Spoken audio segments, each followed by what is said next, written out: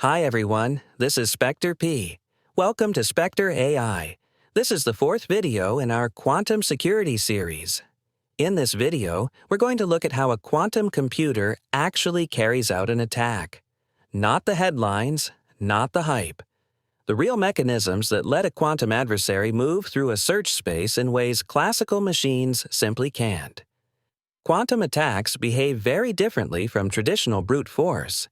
Instead of stepping through guesses one at a time, a quantum attacker manipulates probability amplitudes, shaping the quantum state so that the correct answer becomes overwhelmingly likely. In this lesson, we'll walk through the entire process. We'll start with superposition, the idea of preparing every possible candidate simultaneously. Then we'll look at the oracle, the phase inversion that marks the correct answer. And from there, we'll study interference, the constructive and destructive wave dynamics that amplify the right solution while suppressing the rest. You'll see each of these steps happen visually, in amplitude space, and we'll connect every animation to its underlying physics and security implications. Quantum attacks are not magic. They are structured algorithms that combine phase, interference, and measurement to tilt probability in their favor. By the end of this video, you'll understand not only how these attacks work, but why they represent a fundamental change in the way we have to think about cybersecurity in the quantum era. Let's begin. Before we talk about attacks, let's start with the attacker's first quantum weapon: superposition. In the classical world, every guess is a separate step. Slow, predictable, one try at a time. But a quantum attacker doesn't work like that. In a single moment, they prepare every possible guess as a wave of overlapping possibilities. Not parallel universes, not sci-fi, just mathematics, compressed inside one quantum state that represents the entire search space at once. And the real power isn't the superposition itself. It's what comes next. Interference, the sculpting tool that decides which answer rises to the top. Now let me show you what a quantum attack actually looks like, even in a toy example.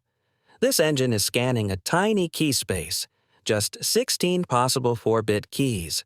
Classical brute force would check them one by one, but a quantum attacker doesn't test. He identifies. First, every key is placed into superposition. Then, an oracle, a small quantum program, marks the correct one. As interference builds, wrong paths cancel out. The correct path amplifies, and the system begins to converge. What started as a cloud of possibilities locks onto a single answer: 1101. This is the core of quantum search.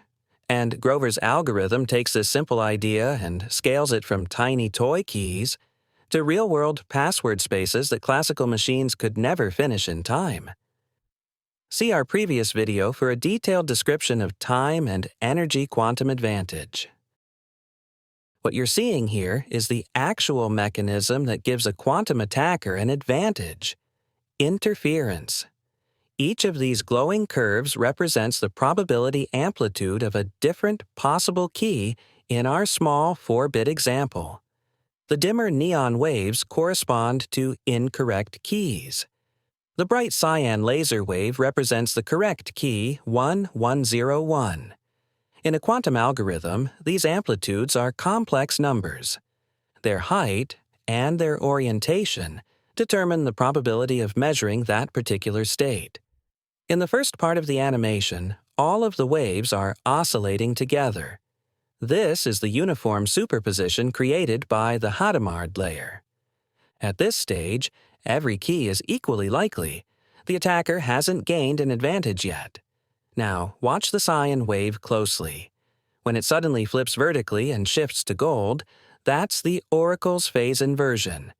This step is subtle but absolutely essential, and the animation highlights it for you. Mathematically, the oracle performs one operation. Psi-ket is equal to negative psi-ket. It doesn't label the correct answer. It doesn't make it glow or stand out. It simply multiplies its amplitude by -1. That single phase change is what allows the next step to work.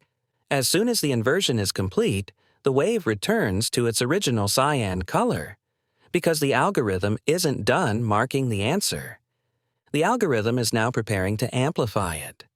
What follows is the diffusion operator, a reflection around the average amplitude of the entire system. This is where the interference really happens. The muted incorrect waves begin to cancel each other out. That's destructive interference. While the cyan 1101 wave reinforces itself, that's constructive interference. You're watching the attack take place in amplitude space. As interference builds over time, the cyan waveform becomes taller, sharper, and brighter, while the other waves shrink and fade. That change in amplitude is exactly what dictates the final measurement probability. So when the algorithm completes, the correct key doesn't become the only answer. It simply has a much higher amplitude than every other candidate. A quantum attacker will therefore measure 1101 with high probability, while a classical attacker would still be checking keys one at a time. This is the core of Grover's algorithm. It doesn't eliminate the wrong answers. It suppresses them, and it doesn't search for the right answer. It amplifies it. Now, let's connect the visual intuition you've seen so far with the math behind Grover's algorithm. We begin with superposition. Instead of guessing one key at a time, the quantum computer prepares a state that includes every possible key at once. Mathematically, we write this as psi. The Greek letter psi equals 1 divided by the square root of n, multiplied by the sum of all basis states from 0 to n minus 1. In simple language, this formula means every possible key is present in the quantum state with equal weight. Next, we apply the oracle, the part of the algorithm that marks the correct answer. The oracle doesn't reveal the solution. It doesn't print it out. It doesn't highlight it. All it does is flip the sign of the amplitude for the correct state. That's what the equations here say. O, acting on the target state, equals negative that state, and O, acting on any other state, leaves it unchanged. This tiny sign flip is called a phase inversion, and it's the spark that makes interference possible. It's subtle, but without this inversion, Grover would not work. After the oracle marks the answer, we apply the diffusion operator, written here as d times O. This step is also called inversion about the average. What it does is reflect every amplitude around the average amplitude of the system. And this reflection produces the effect we saw earlier in the wave animation: constructive interference on the correct key and destructive interference on all the others. The full Grover iteration, the oracle followed by diffusion, increases the amplitude of the correct key and suppresses the amplitudes of every incorrect key. If we apply this process repeatedly, the probability of measuring the correct answer rises rapidly. The formula shown here describes the result after k iterations. It says that the state of the system becomes a combination of the target state and the rest of the states, weighted by sine and cosine terms that depend on k and the angle theta. Theta itself is defined at the bottom of the slide as the inverse sine of 1 over the square root of n. This angle controls how much the amplitude rotates toward the correct answer with each Grover iteration. The key takeaway is simple. Every Grover step tilts the quantum state closer to the right answer. And after about the square root of n steps, the correct key dominates the entire state. Up to this point, we've talked about how quantum interference amplifies the correct answer. On this slide, I want to translate that into actual work, into the number of steps an attacker has to take. On the left, you see the classical brute force attacker. If there are n possible keys, a classical attacker needs on the order of n steps. In the worst case, they test almost every key. On average, they still test about half. That scaling is written as O of n. In this example, n is 1 billion possible keys. A classical brute force attack would need up to 1 billion checks to be confident it has found the right one. That's the tall cyan bar you see on the left. On the right is the quantum attacker using Grover's algorithm. Grover doesn't step through keys one by one. Instead, it repeatedly applies the oracle and the diffusion step we saw in the previous slides, flipping the phase of the target, reflecting around the average amplitude, and using interference to amplify the correct state. The key result is that the number of iterations needed scales like the square root of the search space. Instead of O of n, the cost becomes O of square root n. For a 1 billion element search space, the square root is only about 31,600. So where the classical attacker needs up to 1 billion steps, the quantum attacker needs on the order of 30,000+ Grover iterations. That difference is what you're seeing in the bar heights. One bar reaches all the way up the chart, and the other barely rises off the baseline. Notice what this does and what it doesn't do. It does not make brute force trivial or instantaneous. You still have to run thousands or millions of iterations on a real quantum device with noise and error correction. But it also doesn't behave like a small constant speedup. The advantage grows as n grows.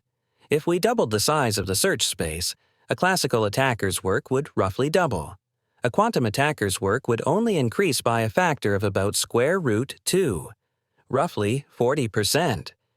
Each time we multiply the key space by a large factor, the classical cost multiplies by that factor, while the quantum cost only grows with the square root. From a security perspective, that means that key lengths which are comfortable in the classical world can become marginal in the quantum world.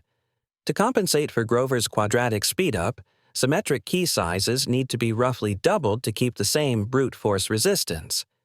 A 128-bit key that felt extremely safe against classical search starts to look more like a 64-bit effective security level once a large-scale quantum attacker is available. So the real lesson of this slide is not that quantum attackers get infinite power, it's that they get a better scaling law. Classical brute force grows linearly with n. Quantum search grows like square root n. And when n is astronomically large, as it is in modern cryptography, that difference in scaling turns into a very real, very serious advantage for the attacker. Everything we've talked about up to this point, superposition, phase inversion, interference, and amplitude amplification, comes together right here. This graph shows what those ideas actually mean for real cryptographic key sizes. On the horizontal axis, we have the size of a symmetric key in bits: 64, 80, 96, 112, 128, all the way up to 256 bits. These are the key lengths used in real systems like AES. On the vertical axis, we're showing relative log time to brute force the key. This isn't the exact number of years or operations. This is a logarithmic scale, which is how security engineers visualize the difference between something that's hard to break and something that's essentially impossible. Every step upward on this scale represents an exponential jump in the amount of work an attacker has to do. Now let's look at the two curves.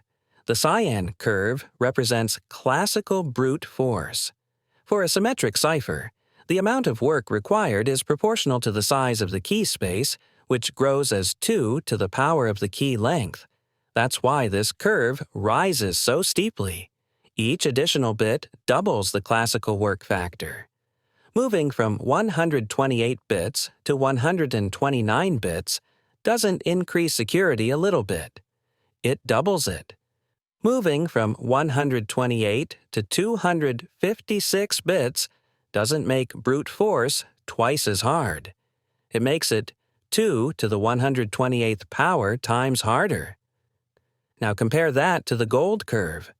the quantum attacker using Grover's algorithm. Grover doesn't eliminate brute force work. It changes how the work scales. Instead of 2 to the power of k steps, it takes roughly 2 to the power of k over 2 Grover iterations. That's why the gold line is so much flatter. Every time we add a bit to the key, the classical attacker's job doubles, but the quantum attacker's job only grows by the square root of 2, about a 40% increase. To see the impact, look at the vertical markers.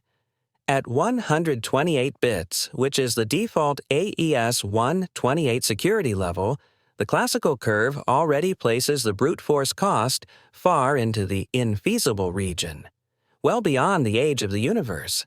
But the quantum curve is much lower. Mathematically, Grover reduces the effective strength of a 128-bit symmetric key down to about 64 bits of classical security. The same logic applies to the other levels.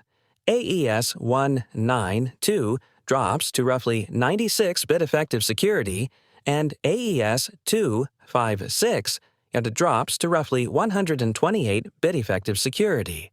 So even though AES 256 is still extremely strong in a quantum world, AES 128 becomes borderline. Not because quantum computers instantly crack it, but because the effective work factor is cut in half. This is why the security community cares so much about scaling laws. Not because quantum computers magically defeat encryption, but because they fundamentally change the slope of this curve. Classical brute force grows linearly with the exponent, while Grover's algorithm grows with only half of that exponent.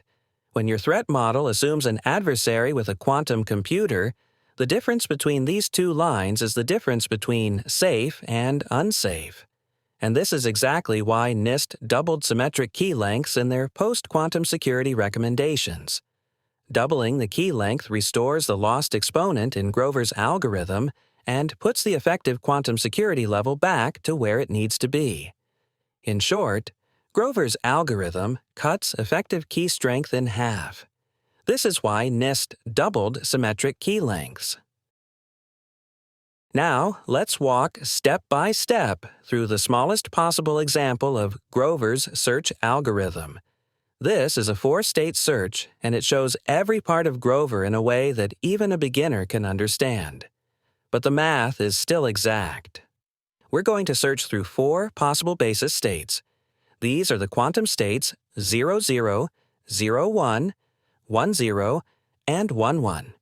In quantum notation, we say psiket 0, 0, psiket 0, 1, psiket 1, 0, and psiket 1, 1. Our goal is to find one marked state in this tiny search space. In this example, the marked state, meaning the one we want the algorithm to find, is the state 1, 0, also written as psiket 1, 0. Step 1. The initial state. Before Grover's algorithm does anything, the quantum computer prepares what's called a uniform superposition. That means we spread the amplitude evenly across all 4 states. Because there are 4 states, each one gets an amplitude of 1/2.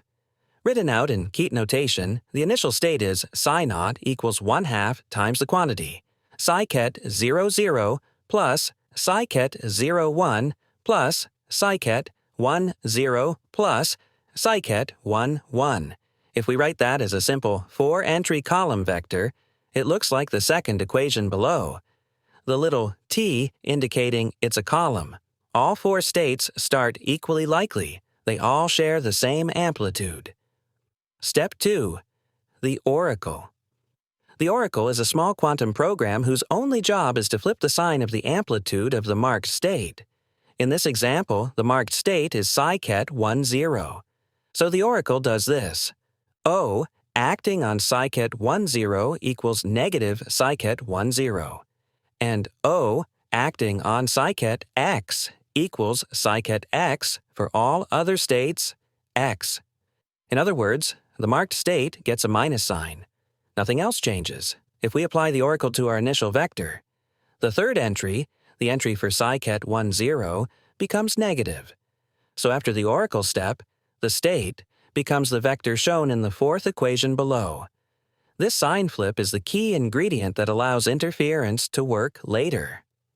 Step 3. The diffusion operator. The diffusion operator is sometimes called inversion about the average. The formula looks like this. D equals 2 times psi naught outer product psi naught minus the identity matrix. You don't need to memorize that, Heston, but here is what it means. The diffusion operator compares each amplitude to the average amplitude and then reflects it across that average. Let's make that concrete. Our 4 amplitudes after the oracle are 0.5, 0.5, negative 0.5, and 0.5. The average of those 4 numbers is 0.5 divided by 4 minus 0.5 divided by 4. But since 3 entries are positive 0.5 and 1 is negative 0.5, the average turns out to be 0.25. The diffusion operator takes each amplitude and reflects it across that average. The 3 normal states end up with small amplitudes, and the marked state, the one that had a negative amplitude, gets boosted above all the others. After you apply the diffusion operator, something amazing happens. The amplitudes become 0, 0, 1, and 0, and that new vector, the one labeled psi1, the fifth equation below, is now overwhelmingly concentrated on the marked state. Step 4. Final state. After a single Grover iteration on a 4-state system, the final state psi1 is exactly the state psi-ket 1, 0, the state we wanted. So to summarize this tiny example, we start with equal amplitudes across all 4 states. The oracle flips the sign of the marked state. The diffusion operator reflects amplitudes around the average, amplifying the corrected state and suppressing the others. And by the end, the marked state has nearly all the probability. This 4-state example shows the entire Grover process in miniature: superposition, phase inversion, interference, and amplitude amplification. Let's wrap up with the key ideas you should take away from Grover's algorithm and how it changes the landscape of quantum security. First, quantum superposition lets an attacker encode many possible answers into a single quantum state. It's not checking them one at a time, and it's not running classical parallel processes. Instead, the quantum computer prepares a wave of possibilities all at once, inside one unified state. Second, the oracle marks the correct answer without revealing it. It does this with a phase inversion, a simple sign flip applied only to the state we're trying to find. It's subtle, but that one flip is what makes interference possible. Third, interference reshapes the amplitude distribution so the marked state grows while the others shrink. The diffusion operator performs an inversion about the average, and that's what causes constructive interference on the solution and destructive interference on the wrong answers. Fourth, Grover's algorithm amplifies the correct answer in about the square root of n steps. That's the core quantum speedup. Instead of needing n brute force attempts like a classical attacker, a quantum attacker only needs roughly the square root of that number. Fifth, this reduction cuts the effective strength of symmetric keys by roughly half. For example, an AES 128 key, which is strong in the classical world, behaves more like a 64-bit key under a large-scale quantum attacker. And finally, these effects explain why NIST doubled symmetric key lengths for the post-quantum era. They're not guessing or being cautious. The math of Grover's algorithm directly leads to the recommendation to increase key sizes. These are the fundamental ideas behind quantum search attacks, and understanding them puts you ahead of most security professionals in the world today. Thanks for watching. If you found this video useful, make sure to like and subscribe. It really helps us grow the channel and reach more people who want to understand quantum security. And if you're serious about learning this material, head over to SpecterAI.ai. You'll find 55 real, hands-on quantum security labs, each one designed to teach you by doing, not just by listening. You can also check out our books on Amazon for full step-by-step walkthroughs, formulas, labs, and exercises. Leave a comment and tell us what topic you'd like us to cover next. Grover, Shore, QKD, post-quantum cryptography. We read every comment and we build these videos based on what you want to learn. Thanks again for being with us. We'll see you in the next video.